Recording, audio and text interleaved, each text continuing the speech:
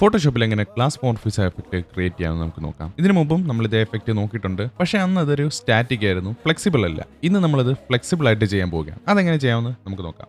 ആദ്യമായിട്ട് നിങ്ങൾക്ക് glass മോർഫിസ് effect വേണ്ട ഫോട്ടോഷോപ്പിലേക്ക് ഇമ്പോർട്ട് ചെയ്യുക. അത് കഴിഞ്ഞിട്ട് ഒരു റെക്ടാങ്കിൾ, ഒരു റെഗുലർ റെക്ടാങ്കിൾ അല്ലെങ്കിൽ റൗണ്ട് എഡ്ജുള്ള റെക്ടാങ്കിൾ വരയ്ക്കുക. കളറിന്റെ കാര്യത്തെ പറ്റി ഇപ്പൊ ബോധേഡാവേണ്ട ആവശ്യമില്ല. അതിനുശേഷം ബാക്ക്ഗ്രൗണ്ടിന്റെ ഒരു കോപ്പി എടുക്കുക. റെക്ടാങ്കിൾ ലെയറിന്റെ മുകളിലേക്ക് അതിനെ പ്ലേസ് ചെയ്യുക. ബാക്ക്ഗ്രൗണ്ടിനെ കോപ്പി എടുത്ത ലെയറിന്റെ നടുക്കായിട്ട് റെക്ടാങ്കിൾ വരിക. ഇനിയും ചെയ്യേണ്ട കാര്യം, ബാക്ക്ഗ്രൗണ്ട് കോപ്പി ലെയറിനെ കൺവേർട്ട് ടു സ്മാർട്ട് ഒബ്ജക്റ്റ് കൊടുക്കുക. അതിനുശേഷം ഫിൽറ്ററിലേക്ക് പോയിട്ട് ബ്ലർ ഓപ്ഷനകത്ത് ഗോഷ്യൻ ബ്ലർ ആഡ് ചെയ്ത് കൊടുക്കുക. നിങ്ങൾക്ക് ഇഷ്ടമുള്ള അത്രയും എമൗണ്ട് കൊടുക്കാവുന്നതാണ്. ഞാനിപ്പോൾ തൽക്കാലം ഇത്രയും മാത്രമേ കൊടുക്കുന്നുള്ളൂ, ഒരു 30. ഇനിയും ചെയ്യേണ്ട കാര്യം, ബാക്ക്ഗ്രൗണ്ട് കോപ്പി ലെയറിനെ നമ്മുടെ റെക്ടാങ്കിൾ ലെയറിലുമായിട്ട് ക്ലിപ്പിംഗ് മാസ്ക് ചെയ്യുക. റൈറ്റ് ക്ലിക്ക് ചെയ്തിട്ട് ക്രിയേറ്റ് ക്ലിപ്പിംഗ് മാസ്ക്. ആ ബാക്ക്ഗ്രൗണ്ട് കോപ്പി ലെയർ അങ്ങ് ലോക്ക് ചെയ്തേക്കുക. ഈ റെക്ടാങ്കിൾ നമ്മൾ മൂവ് ചെയ്യുമ്പോൾ ഈ മൂവ് ചെയ്യുന്ന ഭാഗം അത്രയും ബ്ലർ ആയിട്ടിരിക്കുന്നത് കാണാം. കുറച്ചുകൂടെ ഒറിജിനാലിറ്റി കൊണ്ടുവരാൻ വേണ്ടി റെക്ടാങ്കിളിന്റെ ലെയർ സെലക്ട് ചെയ്തിട്ട് എഫക്ട്സ് കൺട്രോളിനകത്ത് ഡ്രോപ്പ് ഷാഡോ ആഡ് ചെയ്യുക. ഡ്രോപ്പ് ഷാഡോ സൈസ് നിങ്ങൾക്ക് ഇഷ്ടമുള്ള അത്രയും കൊടുക്കുക. എന്നിട്ട് ഓക്കെ അടിക്കുക. ഇനി നിങ്ങൾ ഈ റെക്ടാങ്കിൾ മൂവ് ചെയ്യുന്നതിനനുസരിച്ച് ആ ഭാഗം അത്രയും ബ്ലർ ആവുന്നത്. ഇതാണ് ഗ്ലാസ് മോർഫിക്സ് എഫക്റ്റ് ഫ്ലെക്സിബിൾ ആയിട്ട് നമ്മൾ ചെയ്യുന്നത്. ഇതുപോലൊരു വീഡിയോ ആയിട്ട് നമ്മൾ വീണ്ടും വരുന്നതാണ്.